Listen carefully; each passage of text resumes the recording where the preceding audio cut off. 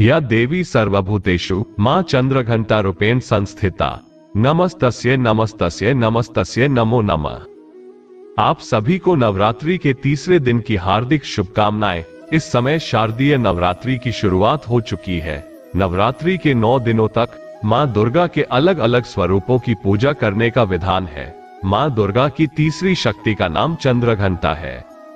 मां चंद्रघंटा का स्वरूप परम शांतिदायक और कल्याणकारी है। नवरात्रि के तीसरे दिन मां दुर्गा के तीसरे स्वरूप मां चंद्रघंटा की आराधना की जाती है।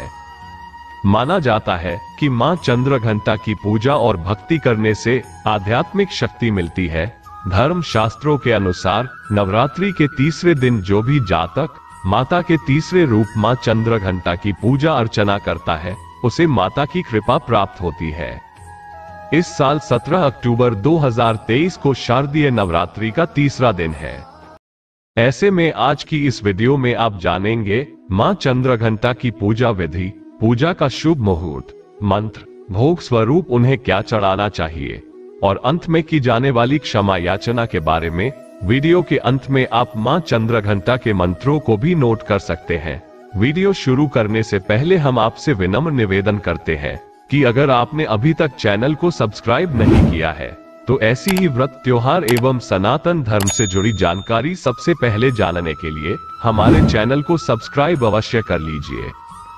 तो चलिए सबसे पहले जानते हैं शुभ मुहूर्त के बारे में। 17 अक्टूबर 2023 मंगलवार को सूर्योदय सुबह 6:28 पर, सूर्यास्त शाम 5:56 पर, ब्रह्म मुहूर्त सुबह 4:51 से 5:39 तक, अमृत काल सुबह 11:22 से 1:02 तक, अभिजीत मुहूर्त सुबह 11:49 से 12:35 तक, विशाखा नक्षत्र रात 8:21 तक और प्रीति योग सुबह 9:21 तक। उसके बाद में आयुष्मान योग लग जाएगा।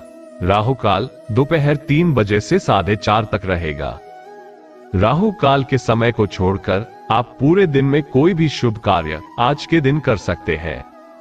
अब आइए जानते हैं मां चंद्रघंटा से जुड़ी कथा, पूजा विधि और महत्व के बारे में। धर्म शास्त्रों के अनुसार मां चंद्रघंटा ने राक्षसों के संहार के लिए अवतार लिया था। इनमें ब्रह्मा, विष्णु और महेश तीनों देवों की शक्तियां समाहित है। ये अपने हाथों में तलवार, त्रिशूल, धनुष व गदा धारण करती है। इनके माथे पर घंटे के आकार में अर्धचंद्र विराजमान है, इसलिए ये चंद्रघंटा कहलाती है। भक्तों के लिए माता का ये स्वरूप सौम्य और शांत है।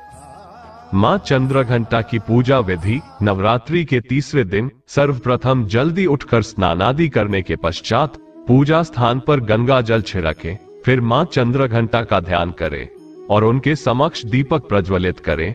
अब माता रानी को अक्षत, सिंदूर, पुष्प आदि चीजें अर्पित करें। इसके बाद मां को प्रसाद के रूप में फल और केसर दूध से बनी मिठाइयों या खीर का भोग लगाएं। फिर मां चंद्रघंटा की आरती करें। पूजा के पश्चात किसी भी गलती के लिए क्षमा याचना करें। आइए अब जानते हैं मां चंद्रघंटा का भोग और प्रिय रंग क्या है। मां चंद्रघंटा की पूजा के समय सफेद, भूरा या स्वर्ण रंग का वस्त्र पहनना शुभ माना जाता है।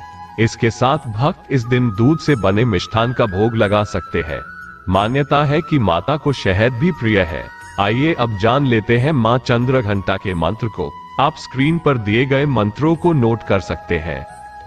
मां चंद्रघंटा का पूजा मंत्र। ओम देवी चंद्रघंटायै नमः।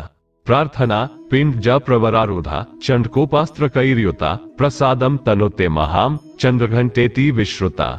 स्तुति मंत्र। या देवी सर्वभूतेषु मां चंद्रघंटा रूपेण संस्थिता।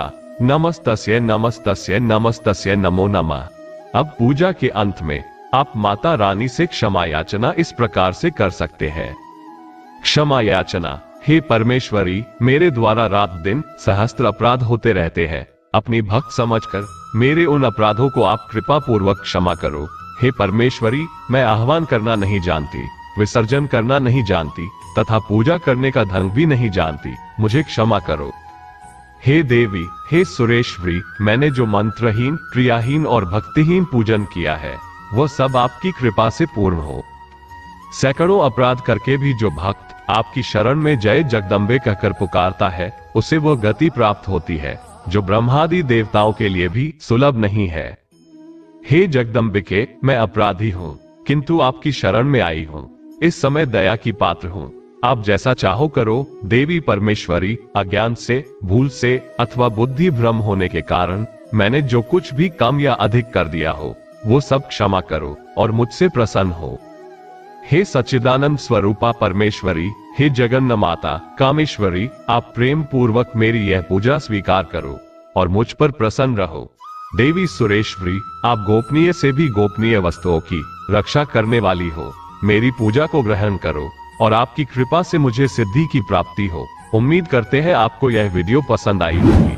अगर यह जानकारी आपको अच्छी लगी हो तो एक लाइक कर दीजिएगा, अपने दोस्तों को शेयर कर दीजिएगा और चैनल को सब्सक्राइब कर लीजिएगा। मिलते हैं अगली वीडियो में, तब तक के लिए राम राम जी।